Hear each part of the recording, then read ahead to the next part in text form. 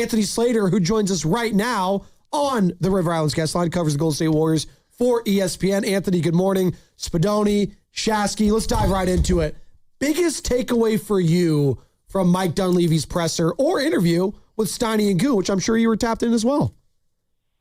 I mean, he honestly didn't say much in either, really, right? You know, it's that time of year. He even started his press conference by being like, why am I here? It felt... It's a great way. I thought you were going to start this interview there, too, reacting. He's like, oh, why am I here, man?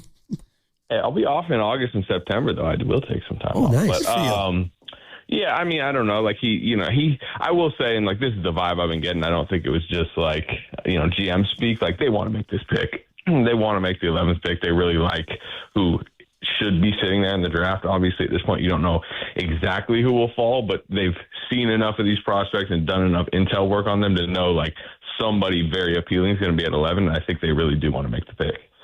All right, that's awesome. And I think we can, guess who they might like. Have you heard anything? Because you wrote an article. I really want to get into it. It had a lot of insights. But before, while you're bringing up the draft pick, is there a guy that you think they've targeted internally that they could move up for or move down and still get?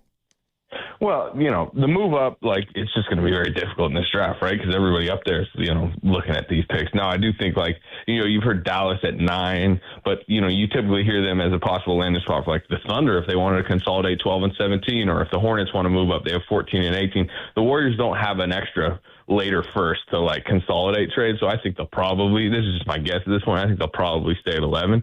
But I feel a level of confidence that if you look at, whatever 12 to 15 prospects that you like here, a couple are going to fall. I think, Axel Lindbergh definitely feels like a very safe plug-and-play choice. They've had him in the building.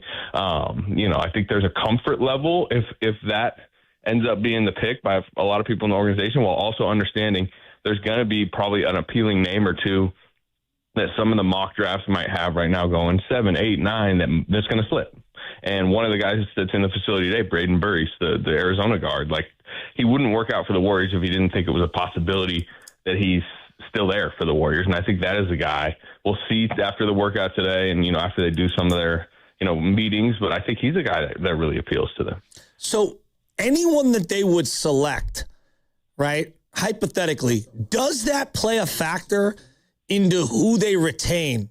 Kristaps Porzingis, Draymond Green, etc., or are those two independent of each other? I think it would probably impact a little bit more like what they do in free agency, like, outside some of their own free agents. Look at Mara drop, for example, and suddenly, like, you have your center of the future. Maybe that would shift a little bit of your front court priorities. But, look, again, I reported the other day they expect Draymond to come back on the player option, and then they're interested in negotiating with Kristaps Porzingis to try to bring him back on a short-term deal. That is the short-term front court right now. But look, those are 1-2 year type of situations. Whoever you draft here is more about, in a lot of ways, the next phase of these Warriors, which is beyond, what is currently on the roster. So I kind of think, to your question, I kind of think one decision's a little independent of the other. All right. So you brought up Draymond Green. Let's peel this out. From the reporting, you feel like he is going to probably pick up his option. There's obviously 2 weeks or so that he has a decision to make. Is that correct? Yeah. So, I mean, look, it's simple. I try to lay it out in there, but like the Warriors' interest in a decline and extend at a lower number is contingent on the salary savings, that first year salary savings, leading to an important roster move, like him going from 27 to 18, 19, 20 million or something like that. Will that money then help them get a really impact piece? Then they would having him on that type of deal, 3 for whatever, would they would have a bonus to them. If there's not a bonus out there in some roster maneuvering, then the likelihood is they would just rather have him on a short-term deal.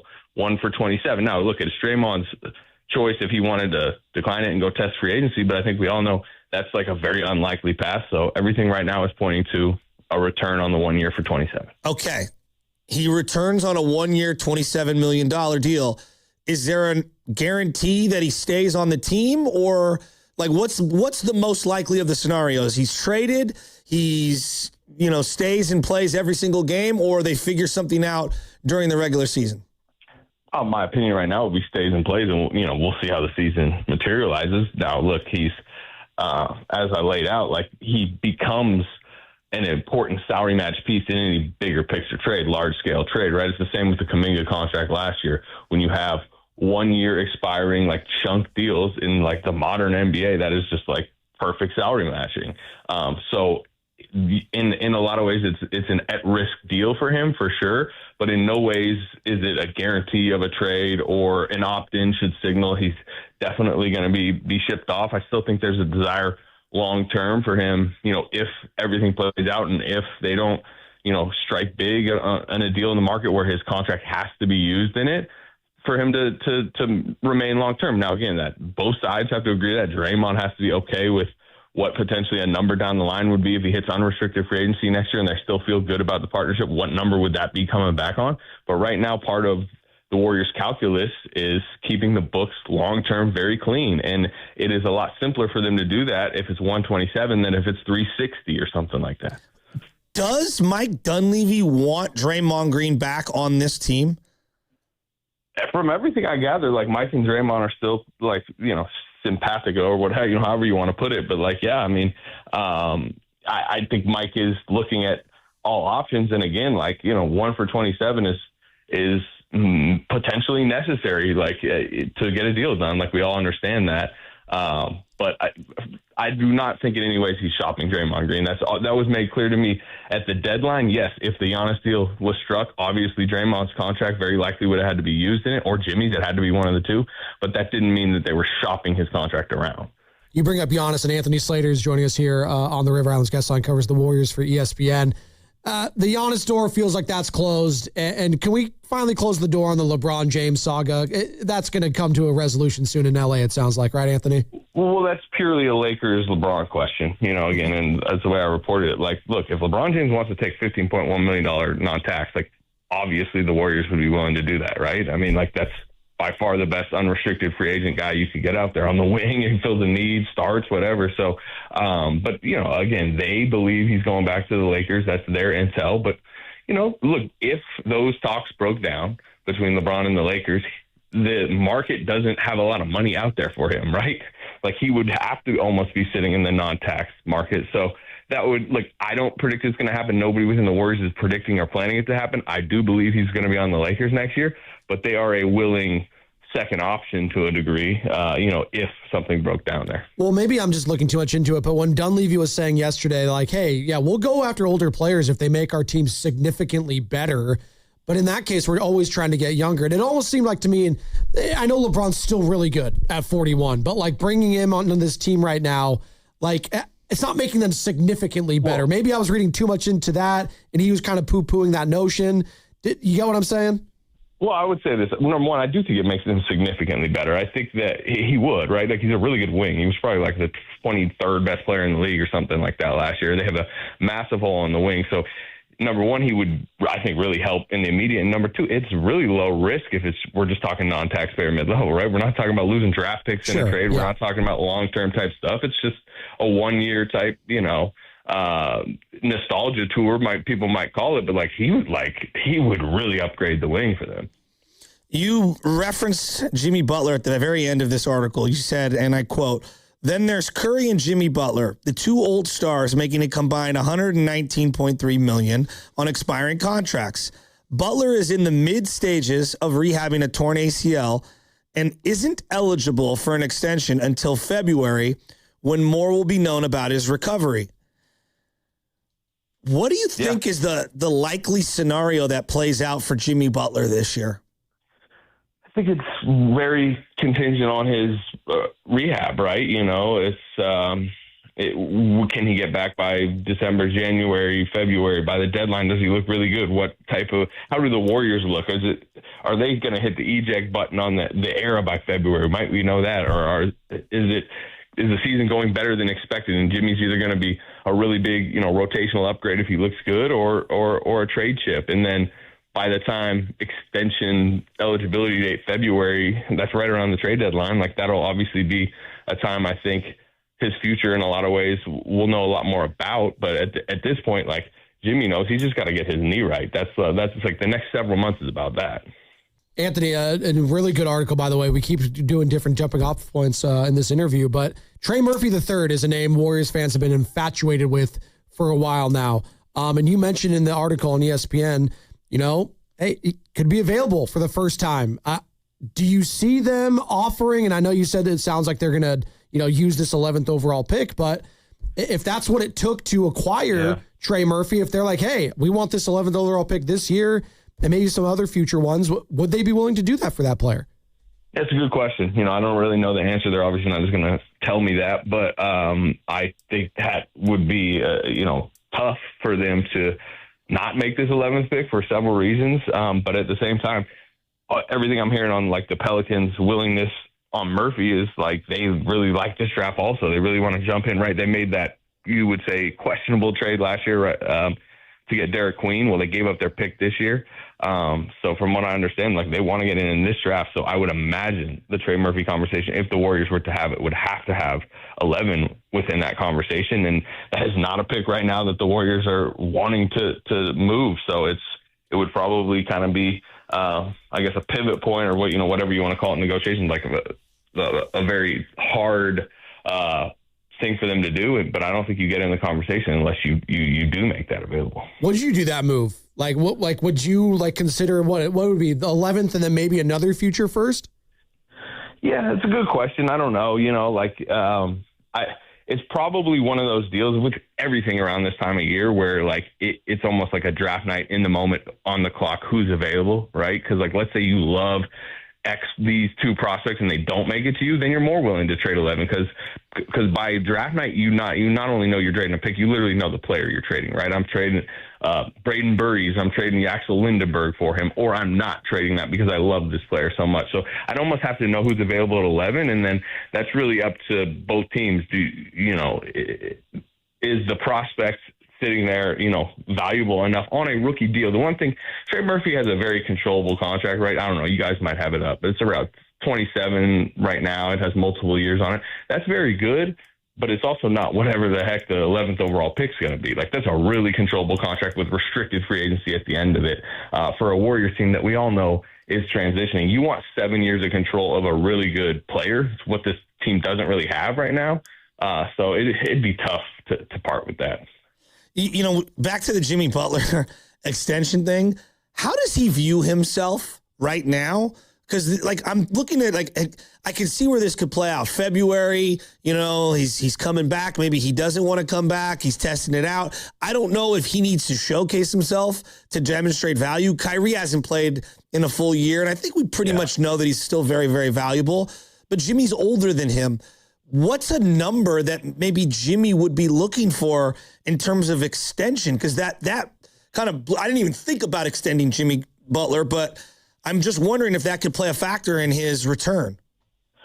Yeah, I mean, look, part of the reason I think Kyrie was able to really take his time was the security he already had with the contract that Jimmy doesn't necessarily have. It was a really difficult timing for Butler on the injury, right? Because you ask what he thinks of himself. I mean, the last time he was on a court, he was great, right? I mean, in that stretch of basketball before the ACL tear, he was near 20 a game. He looked still the fringe all-star Jimmy Butler, third team all NBA type player, which in this league is still a max type guy. Now, you mentioned the age coming off the ACL, he's got to try to get himself back to that level. But if he can get back to that level and give 2-3 months of basketball anywhere near that, he's still going to want big money. But understandably, and he's smart enough to know he has to kind of prove that, right?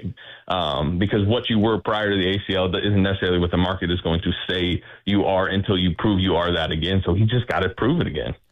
Anthony, do you anticipate when Steph is extension eligible in late August that he would ever take a kind of a team-friendly deal?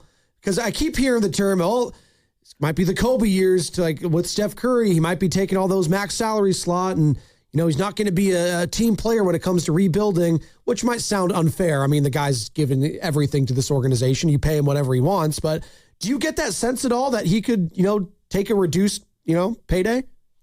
Usually with conversations like that, with star players that could still command that type of number, you have to A means B. You take this cut that directly leads to this player, and this player that is going to help you win right now. So part of the, I think, fortunate timing on this for the Warriors that he's not even eligible to talk about it till late August is I think we'll know a lot more about what this roster looks like and where it's going.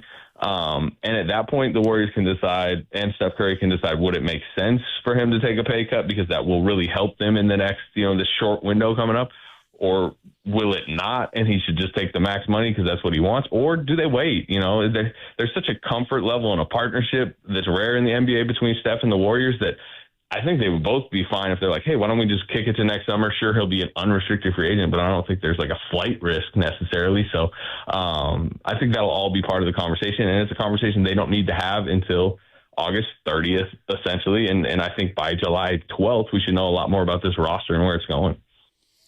The name not mentioned really was Brandon Podziemski. It's just very casually referenced. Are they in any rush to do anything in years past? They extended Jordan Poole a little prematurely. They also went the reverse route with Jonathan Kuminga. They played it out. Both were kind of, I guess, bad decisions in their own right. How do you think they attack Brandon Podziemski's extension-eligible decision? I believe at the end of October, they have a decision to be made. Yeah. So, he's eligible now, essentially. But, as I put in there, they're optimistic and openness from both sides to do something. But, again, that's a late summer conversation. That's probably a September, October type conversation with him and his reps, with Bill Duffy, local guy.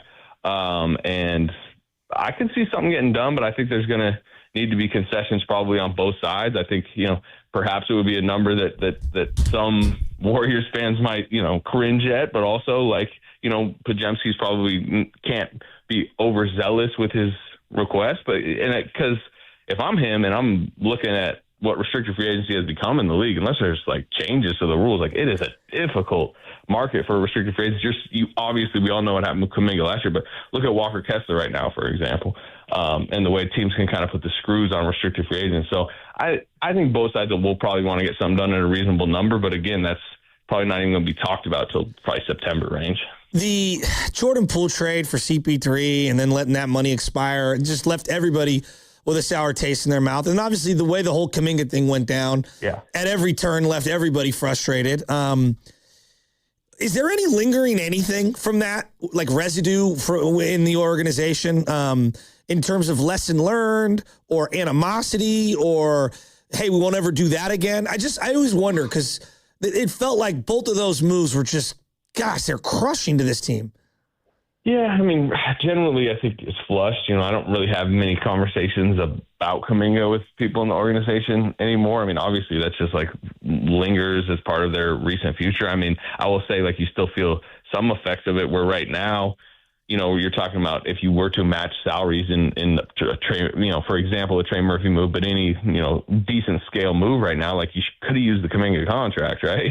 That was theoretically why you signed it, but then they got off it so quick for expiring because they want the books clean, whatever. But as far as lessons learned, probably sure. They should have, right? I don't think I would necessarily want to, if I was them, drag roster business ever again into October, just how last summer went. But that might have been rarity in its own situation, to be honest. I was listening to Dunleavy yesterday, and I get this sense too that he gets, where he was saying you're not going to see as many big trades as we've seen in years past, last decade. Hell, it feels like every single summer and trade deadline in the NBA, it's just a circus, it's a zoo. But now with, first round picks being so coveted and valuable, we might not see that as much anymore. Is that a good thing overall, you think, for the league, that we're not going to see as many big time trades and acquisitions for, big names? I don't know. It's a good question. It kind of probably depends on what type of league you like, right? Are you into the NBA for all the transactions and, the wildness of deadline day and remember when free agency used to be so big? That's kind of died. So if that's your kind of following of the sport, then yeah, that's probably being lessened right now. But if you just, love different versions of roster building or just straight up the sport, I thought the playoffs were really good this year. So that type of stuff's good. What is interesting, and you mentioned it, the changing of the lottery rules, I think actually is fortunate for the Warriors in their current situation, right? Because we've talked so much about how they're stuck in this in-between era where they can't hit the full eject on the Steph, but they clearly seem hesitant to go all in and trade a bunch of picks. Well, if it's now become okay to finish with the 10th, in that Chicago Bulls play-in zone. I shouldn't say okay, but it's like you have basically the same odds as if you were the worst team in the league. There's not as much appeal to fully tank and bottom out. So theoretically, that you could go through this year, and if you are a play-in team again, there's a decent chance the lottery luck gets you a top 5 pick or something like that. So you would say that's good for the league, bad for the league, good for the Warriors, bad for the Warriors. But I do think of their first round picks over the next few years got more valuable with these new lottery rules.